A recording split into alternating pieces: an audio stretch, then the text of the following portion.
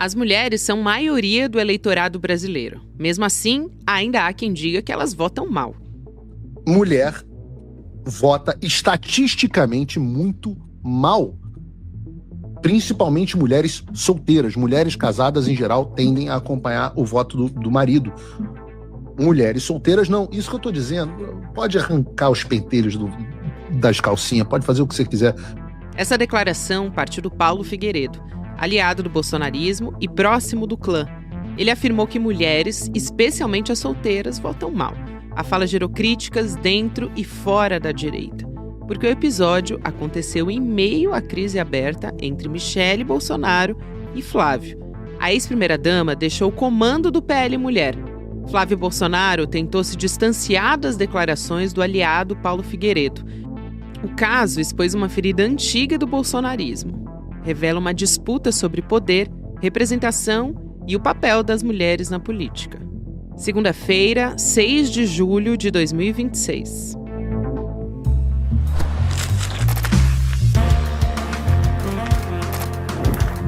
a Gabriela Varela, esse é o podcast Democracia com mais educação.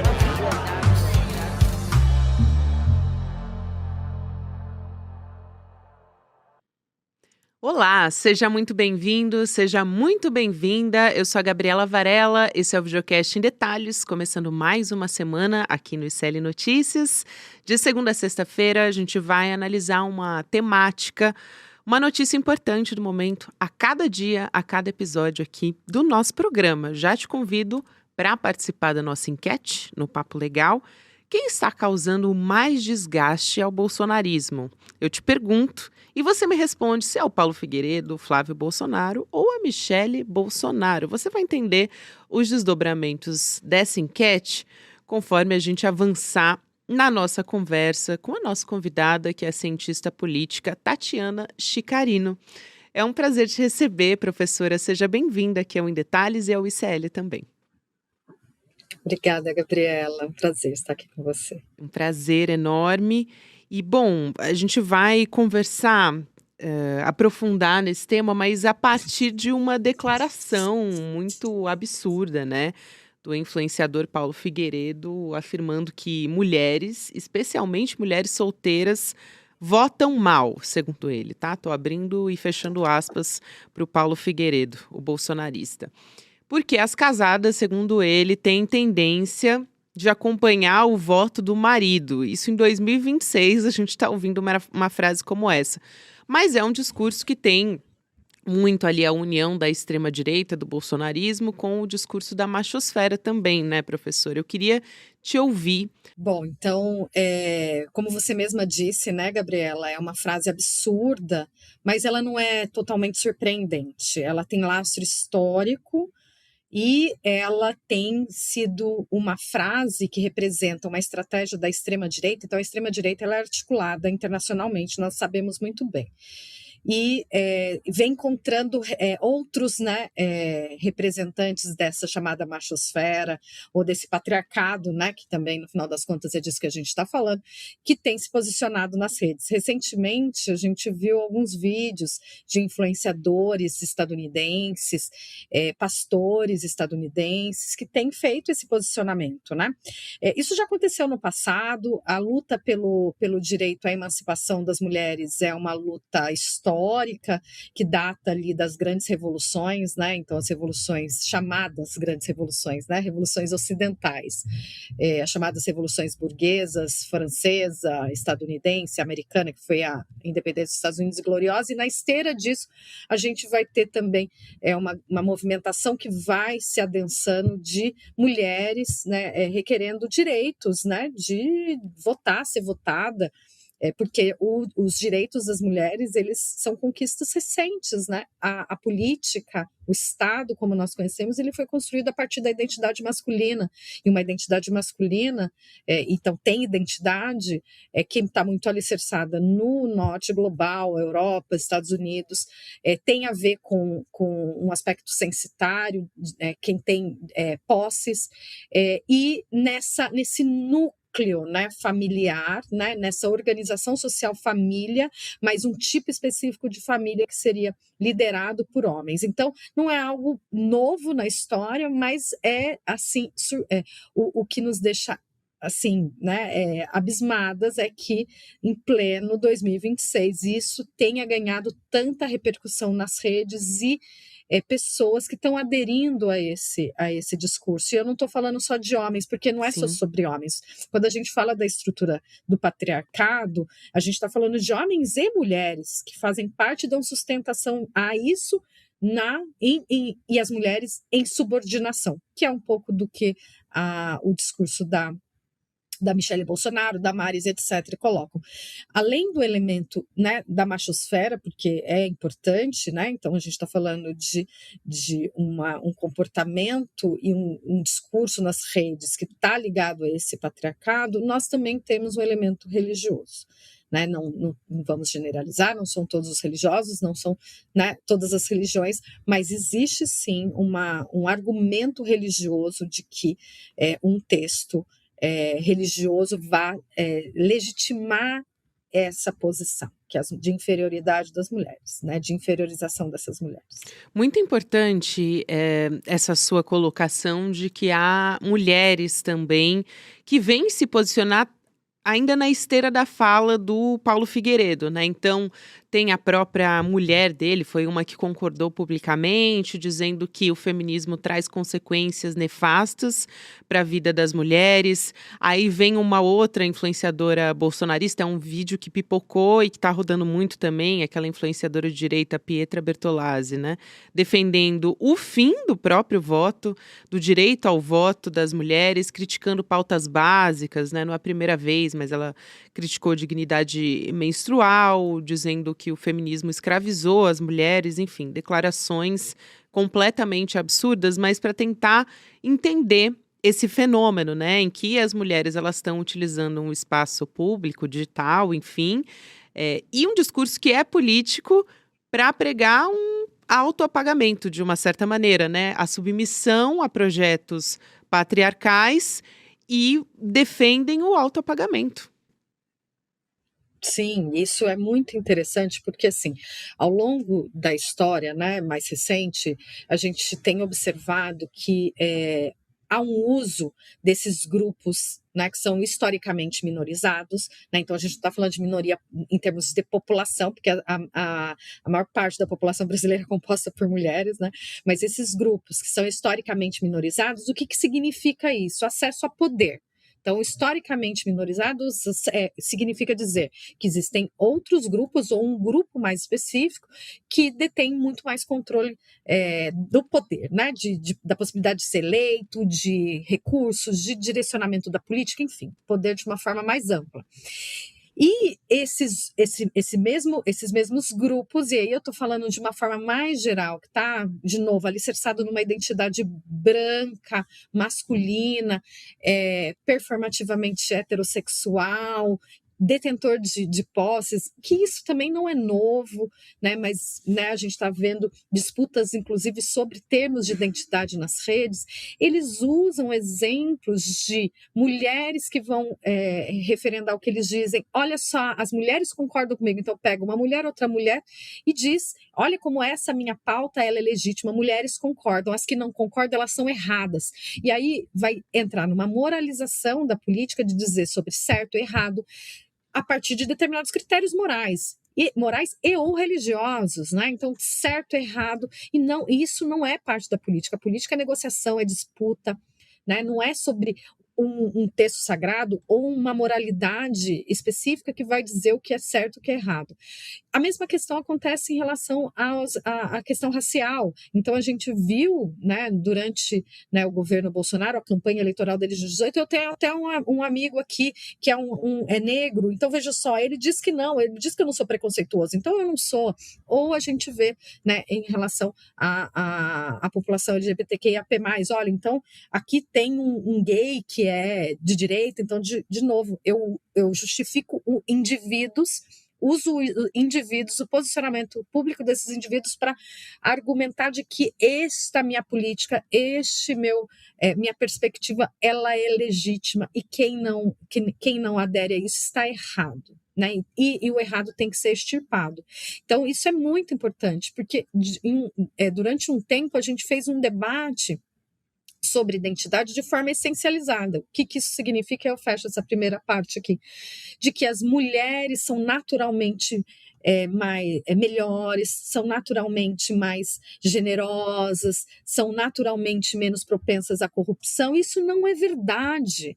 O que a gente tem que defender é que a gente tenha diversidade de corpos, diversidade de grupos, mas a mulher em si ela não é essencialmente melhor, né? Então nós temos sim mulheres que são mulheres fascistas, mulheres autoritárias, né? E mulheres que não são, e a mesma coisa homens, mas né, essa essencialização ela é muito perniciosa no debate político e para a emancipação, inclusive, desses grupos, né? Sem dúvida, e a gente tem visto algo assim que talvez a gente não esperasse tão cedo, que é uma mobilização dessas mulheres conservadoras e até uma apropriação assim de uma parte oportunamente para elas, óbvio, né? Um discurso bastante oportunista, por exemplo, a Damares Alves falando sobre voto feminino e conquistas que são feministas, no fim das contas, né? Tanto ela quanto a Michelle são mulheres antifeministas e outras também que estão hoje no parlamento e estão na política bolsonarista de uma maneira geral, mas tem essa crise interna e externa no PL que foi desencadeada a partir do vídeo da Michelle Bolsonaro, que tem um potencial de desgaste muito grande para o Flávio Bolsonaro, então expõe essas rusgas, a saída dela do PL mulher, da presidência, na verdade, ela continua ainda no partido, mas e também uma manutenção, vamos dizer assim, do apoio à disputa eleitoral de aliadas dela, até brigando com outros personagens, homens bolsonaristas dentro do partido.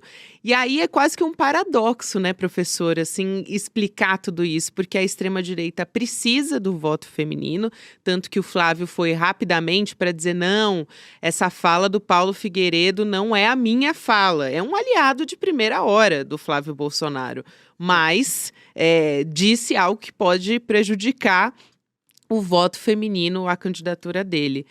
E o núcleo do bolsonarismo e da extrema-direita, a gente sabe que é estruturalmente misógino, autoritário também. Então, a Michelle, ela ajudou a construir essa estrutura. Não só a Michelle, mas a própria Damares Alves, que a gente falou, né, e citou aqui, ela também ajudou a construir essa estrutura que tem na sua gênese o autoritarismo e o machismo. Então, como é que isso contrasta agora com essa autonomia que elas querem exercer? Elas querem ter um poder de fala, de decisão. Em outro momento, elas já assumiram uma posição dizendo, não, as mulheres são ajudadoras dos homens. Agora parece que a coisa mudou um pouco de figura, né?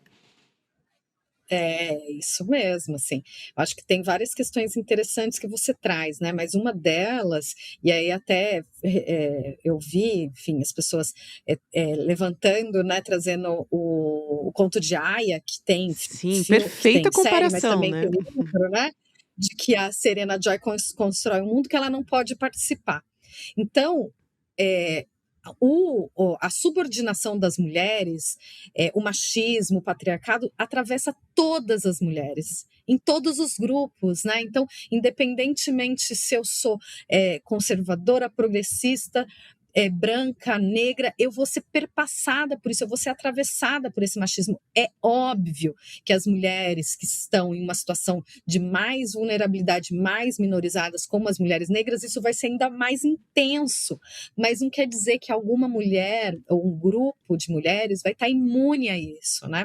Então isso é muito importante que a gente destaque. Claro que não é igual, não vai ser igual para todos os grupos, a gente tem dados inúmeros sobre isso, mulheres negras são as que menos recebem recursos para fazer campanha eleitoral, são as que menos têm espaço nos partidos políticos, são as que mais sofrem violência de gênero, de violência política de gênero, são as que mais sofrem violência, mas a violência de gênero, ela passa por todos os grupos de mulheres, né? Então, isso é muito importante. Então, o que elas fizeram? Construíram algo, dão apoio a isso, mas elas não podem participar. Mas é justamente esse discurso de subordinação à figura masculina. Então, eu participo da política, mas antes eu tenho que fazer a comida do meu marido, ver se está tudo certo, quer dizer, fazer todo o trabalho, né, do cuidado, o trabalho da manutenção da vida, da reprodução da vida, e os homens ficam ali, liberados de fazer a verdadeira política, né?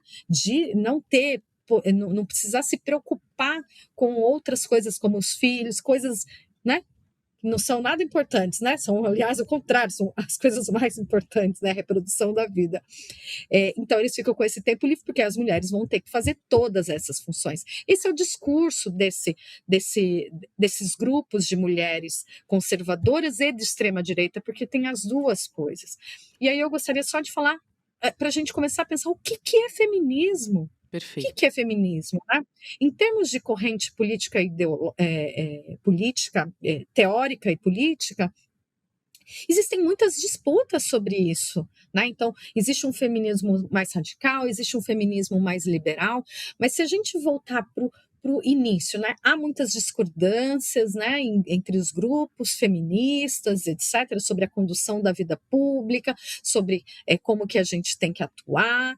Existem muitas questões interessantes, importantes, né, para serem discutidas, mas o que todas as correntes concordam é sobre a emancipação das mulheres. E essa emancipação das mulheres está em poder decidir, e decidir sobre coisas, algumas discordâncias, por exemplo, decidir sobre o seu próprio corpo, a questão do aborto, vai ter muitas discordâncias nos campos, né, do feminismo, mas coisas muito elementares, que é o direito de votar e ser votado, o direito a ter a mesma remuneração. Quer dizer, por que eu tenho que ser subordinada à escolha de um marido? Quer dizer, é uma coisa assim, que é para a manutenção desse poder patriarcal, e de novo está sustentado não apenas, né, por essa machosfera, né, que é esse comportamento digital de influenciador que ganha dinheiro, é um modelo de negócios, mas também é perpassado por um discurso radical religioso, né? Então, e como que o eleitorado feminino de mulheres dialoga com isso, ou como que é o comportamento disso, né? Quando a gente fala de voto feminino, assim como falar de um voto evangélico, ele é muito difícil, porque a gente está falando de uma categoria que a gente está generalizando. Uhum. Então, as mulheres são diversas, há mulheres que são religiosas, há mulheres que não são religiosas, há mulheres que são trabalhadoras, e há mulheres não, enfim, há uma diversidade enorme, né? Então, a gente está fazendo uma generalização aqui que é um tanto equivocada quando a gente pensa no voto, né? Então, quando a gente fala do voto, a gente tem que pensar uma estratificação um pouquinho maior, né? Uma divisão um pouquinho maior. Então, mulher, o quê, né?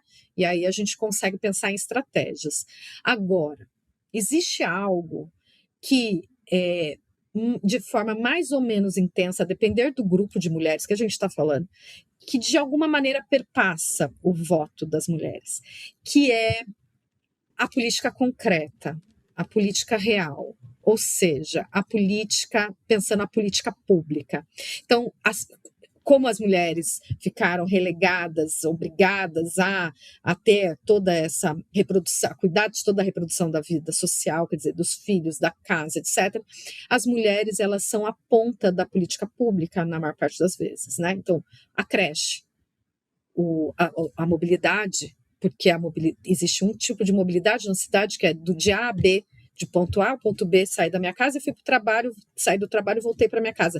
Mas as mulheres, muitas das vezes, têm que ficar transitando no bairro, indo pegar filho, leva filho, vai para a UBS, vai para não sei para onde, e essa mobilidade ela é muito complicada nos bairros também. Então, uma série de outros tipos de políticas públicas. Então, quando você tem uma política pública que ou é muito falha ou inexistente, isso acaba incidindo muito na vida dessas mulheres. Então, há um elemento de maior ou menor grau. Claro que existem mulheres que vão votar ideologicamente muito, o determinante do voto vai ser muito ideológico, né? Vai votar a partir de uma adesão ideológica, mas outras mulheres vão pensar isso, né? Veja, eu tenho acesso, melhorou a minha vida, a minha condição aqui de trabalhadora e trabalhadora em casa né, duplas, triplas jornadas, né?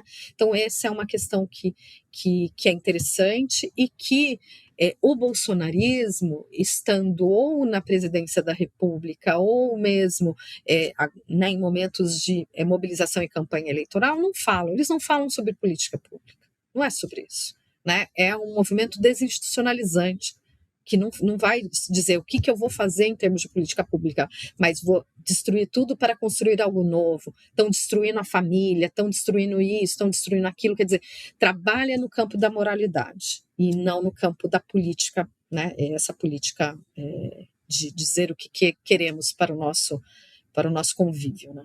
Então, excelente essa sua fala, e aqui eu estava olhando muito para esse voto, essa intenção de voto, na verdade, das mulheres em relação ao Flávio Bolsonaro. Ele tem preocupação com esse eleitorado feminino e, como você apontou muito bem, é um eleitorado muito diverso, mas que majoritariamente tem um voto mais progressista.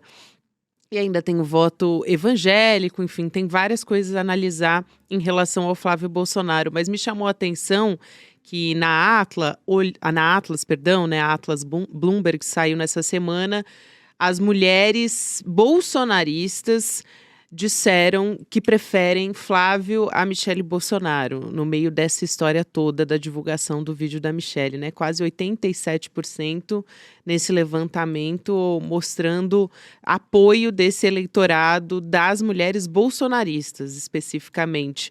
Mas quem diria, olhando para tudo isso, para esse posicionamento da Damares, que no fim das contas elas passariam por isso, né? Seriam alvo de machismo dentro do bolsonarismo e dentro do PL também. E a violência de gênero, como você disse, a violência política não tem preferência, né, professora? Todas são alvo, inclusive elas. Inclusive, muitas vezes, elas que ajudaram a disseminar essas violências, muitas vezes, né? Mulheres que propagaram isso também.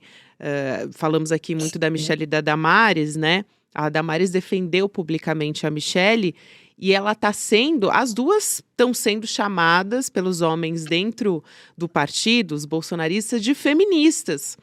E a Damares, ela foi criticada antes até disso, porque ela apoiou o ECA Digital, né, que endurece o combate à pedofilia nas redes, e a machosfera bolsonarista, vou colocar dessa maneira, assim, disse que isso foi um gesto feminista.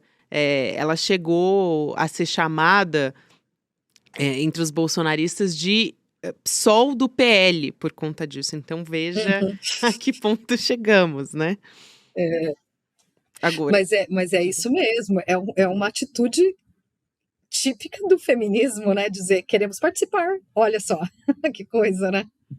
Exatamente. E aí eu queria te ouvir um pouco, você já falou sobre isso, e achei muito interessante que você falou sobre institucionalidade e também trouxe um pouco sobre o voto feminino, que é uma conquista e é uma conquista que não foi dada, né? É um processo bastante longo de luta de várias mulheres, mas mesmo depois do decreto de 32, o voto feminino ainda era facultativo, o masculino era obrigatório, teve uma exigência de alfabetização que excluiu por décadas muitas mulheres também, maioria de mulheres negras, indígenas. Então, o quanto isso se reflete até hoje, eu queria te ouvir, na cultura política brasileira, de alguma maneira. E a gente tem, por outro lado, esse cenário da extrema-direita global que vem avançando nas últimas décadas, e eu acho que as mulheres têm um papel central, é um voto mais progressista aqui no Brasil, como a gente estava falando, né? Então, as mulheres têm um papel central, eu diria, na defesa da democracia e, no fim das contas, da instituição, né? Das instituições brasileiras. Sim, eu acho que é isso, né? As mulheres, como elas estão mais ali na ponta da política pública, elas têm que vão defender na vida prática, né? Não é nem em termos ideológicos, enfim, é muito mais sobre a vida concreta. Mas acho que tem uma coisa interessante, né? Que é a gente pensar essa pesquisa, né? Então, mulheres bolsonaristas preferem Flávio do que Michele Bolsonaro. Por quê? Porque as mulheres não necessariamente vão votar em mulheres, né? Então, essa é uma questão. Se assim fosse, a gente teria, né, uma situação um tanto diferente. É claro que não é tão simples assim, tem distribuição de recursos de partido, de campanha eleitoral, um monte de outras coisas, mas, né, essa é uma questão importante, né? As mulheres não necessariamente votam em mulheres. O voto em mulheres não necessariamente significa que aquela mulher, ela representa esse contexto que eu estou falando de emancipação das próprias mulheres, né? Então, existem mulheres que são mulheres extremamente conservadoras ou mais reacionárias, né? Então, de diminuição de direitos, de retrocesso. Eu acompanhei, junto com duas colegas, a professora Mércia e a professora Joyce, a campanha eleitoral de 2016 da Joyce Hasselmann, da Bia Kicis e da Carla Zambelli. E a gente, né, estava fazendo uma pesquisa sobre elas, então, assim, não é sobre a campanha delas, então também não é alguma coisa nova, né, que está acontecendo com a Damares e com a Michele Bolsonaro. A subordinação dessas mulheres nesse né, no movimento campo bolsonarista já data desde a sua origem. Então, elas se nomeavam as soldados de Bolsonaro, a partir do que o líder diz, uma subordinação extrema, sem nenhuma possibilidade de dissenso, de contraditório, né, uma lealdade que é uma lealdade com um elemento patriarcal muito forte, né, com elementos religiosos também muito fortes, né?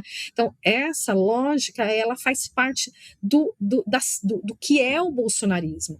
Então, qualquer possibilidade de dissenso disso, né? Então, dissenso, eu estou falando, o vídeo da Michele, né, o posicionamento da Maris, isso, o movimento bolsonarista, assim como toda a extrema-direita, é muito avessa a qualquer discussão, a qualquer possibilidade de dissenso e de contradição. E esse é um exemplo muito claro. Então, o que vai acontecer? O bolsonarismo se junta em torno do que ele é, do que ele significa, que é a manutenção do poder patriarcal, e vai tentar eliminar esse dissenso, que nesse caso são essas mulheres. Sem dúvida nenhuma. Professora, aprendi tanto com você nessa conversa, eu tenho certeza que nossa audiência também. Quero muito agradecer a sua participação aqui no Em Detalhe. Seja bem-vinda sempre, viu? Muito obrigada, sim. Toda vez que vocês precisarem, é só me chamar. Combinado. Então, até uma próxima. Um abraço grande.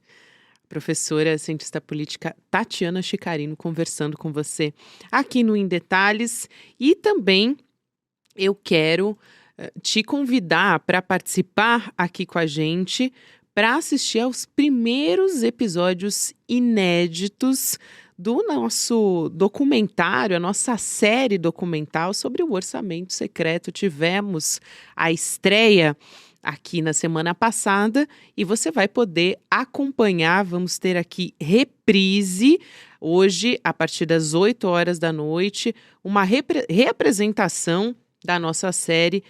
E vai ser num evento gratuito, claro. Esse lançamento que tivemos aqui no ICL é a sua última chance de assistir, hein?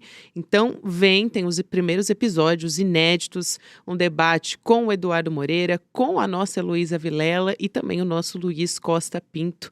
Vai em icl.com.br/reprise, ativa o lembrete que você não vai se arrepender.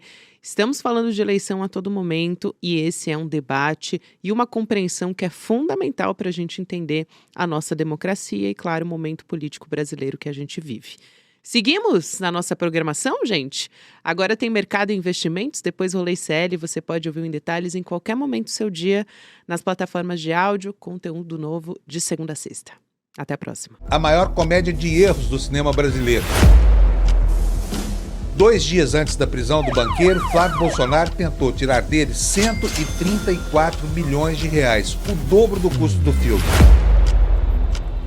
Enquanto o país acompanhava as revelações sobre o financiamento do filme Dark Horse, uma outra engrenagem do mesmo universo político operava longe dos holofotes. Não tem ninguém aqui. A produtora. Quem é essa produtora Go Up? Quem são os sócios do projeto e os produtores reais? Se ter dado liberdade, Daniel, de a gente te cobrar, eu fico sem graça de ficar te cobrando, tá? Mas... Fala pessoal, tudo bem? Leandro Demore aqui para dar uma notícia incrível. O ICL tem sua própria revista digital, a revista Liberta, um novo espaço de jornalismo profundo, crítico e com a nossa cara, feito para quem quer entender o Brasil e o mundo além da superfície. Na revista Liberta, você vai encontrar os maiores articulistas e colunistas com análise sobre política, cultura, atualidades e, claro, muito pensamento crítico. Esse vai ser o nosso espaço semanal de reflexão em profundidade. Faça agora mesmo a sua assinatura. Acesse icl.com.br/revista. E se você já é aluno ou aluna de algum curso do ICL, tem um benefício especial para fazer parte disso com a gente. Um desconto exclusivo para garantir a sua assinatura. Revista Liberta é o ICL em profundidade.